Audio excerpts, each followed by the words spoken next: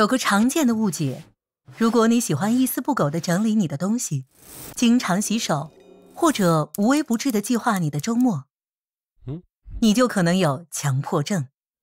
事实上，强迫症的全名是强迫性神经官能症，是一个经常被社会和心理健康专业人士误解的精神疾病。我们今天就破解一下关于强迫症的迷思。迷思之一，重复或仪式性的行为是强迫症的同义词。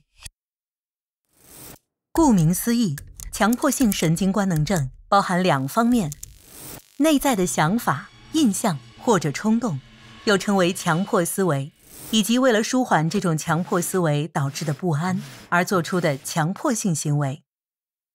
一提起强迫症，大家通常想起比如频繁的洗手，或者一而再地查看着东西，可能为有强迫性行为倾向的表现。大部分的人偶尔会有这种行为，但是真正的病症极为罕见，而且会令患者十分虚弱。受影响的患者无法控制自己的强迫性想法和行为，这不仅耗费时间，还会影响工作、学习和社交生活，甚至会导致严重的忧虑。这一系列的诊断标准将强迫症患者和比常人更一丝不苟或注意清洁的正常人区分开来。迷思之二，强迫症的一大症状为频繁洗手。虽然洗手是大多数人眼中的典型强迫症表现，但强迫思维和行为是多种多样的。强迫思维主要体现为对污染和疾病的极度恐惧，担心伤害到其他人，或者对数字、图案、道德、性别认定的过分执着。强迫行为不一而足，从过度清洁或重复检查，到过分讲究物品的摆放，或按照预定的模式行走。迷思之三，有强迫症的人不知道自己表现得很不寻常。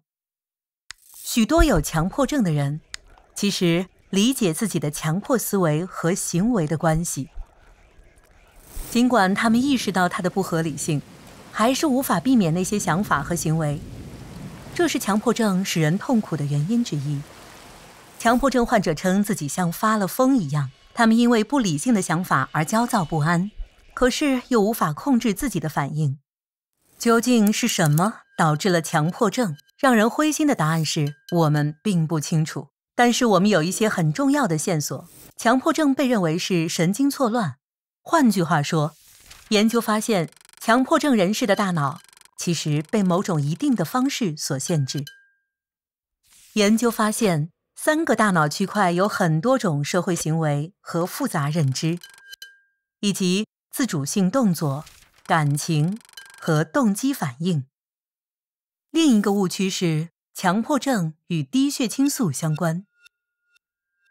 血清素是一个可以在大脑结构中交流，并且帮助控制如情绪、好斗、冲动控制、睡眠、食欲、身体温度和疼痛等重要过程的神经传递素。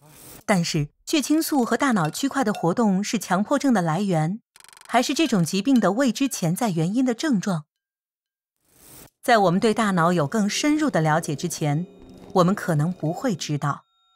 好消息是，已经有有效的强迫症疗法了，包括可以增加大脑血清素的药物，从而阻止大脑细胞的再吸收，逐渐使患者对焦虑脱敏的行为疗法。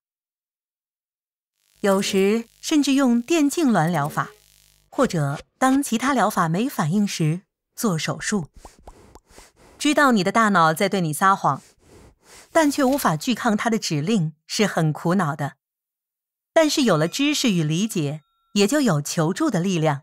未来对大脑的研究，或许最终能给我们想要的答案。全球上百万人都患有心理健康问题，但通常遭到误解。